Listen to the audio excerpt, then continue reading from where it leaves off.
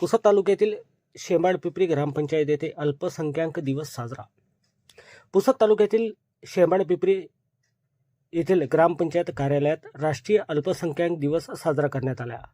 देशभरात 18 डिसेंबर रोजी अल्पसंख्याक दिवस म्हणून साजरा केला जातो। याच अनुषंगाने शेंबाडपिंपरी येथे देखील ग्रामपंचायत कार्यालयात अल्पसंख्याक दिवस कार्यक्रमाचे आयोजन करण्यात आले होते।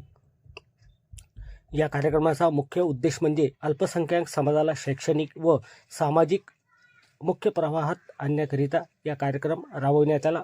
यावेळी मान्यवरांनी उपस्थित असलेल्या समुदायाला मार्गदर्शन केले। या कार्यक्रमाला मुख्य अतिथी म्हणून पुसदचे तहसीलदार महादेव जोरवार हे उपस्थित होते, तर खंडाळा पोलीस स्टेशनचे ठाणेदार विनीत घागे तसेच जिल्हा परिषद शाळा मुळावा येथील मुख्याध्यापक गाझी असर हे उपस्थित होते। त्याचप्रमाणे विजय मुकाडे, तालुका कृषी अधिकारी धीरज आळे, गट शिक्षण अधिकारी पुसद, शेंबाडपिंपरीचे पोलीस पाटील प्रतिभाताई कांबळे व इतर मान्यवर उपस्थित होते। या कार्यक्रमादरम्यान अल्पसंख्याक हक्क दिनाचे औचित्य साधून अल्पसंख्याक समुदायातील ज्या पालकांनी आपल्या मुलांना डॉक्टर, इंजिनियर व उच्च पदस्थ अधिकारी बनवले अशा पालकांचा सन्मान मान्यवरांच्या हस्ते करण्यात आला।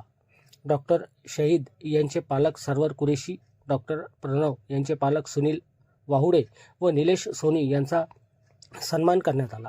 या कार्यक्रमाचे प्रास्ताविक सरपंच रवींद्र महाले यांनी केले, तर सूत्रसंचालन बापूराव कांबळे यांनी केले। या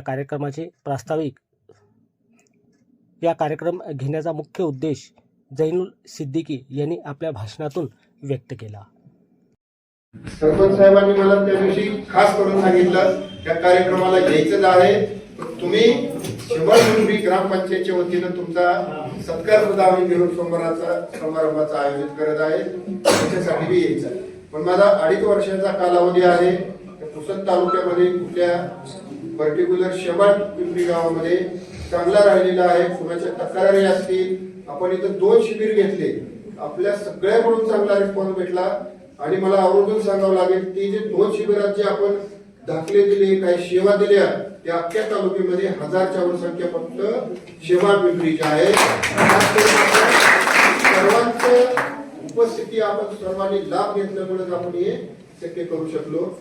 आपण सर्वांनी या ठिकाणी मला बोलवलं, माझा सत्कार केला आणि 2.5 वर्षामध्ये आपण जे काही सर्वांनी सहकार्य केलं त्याबद्दल मी सर्वांचे आभार व्यक्त करतो। थांबतो। जय हिंद, जय महाराष्ट्र।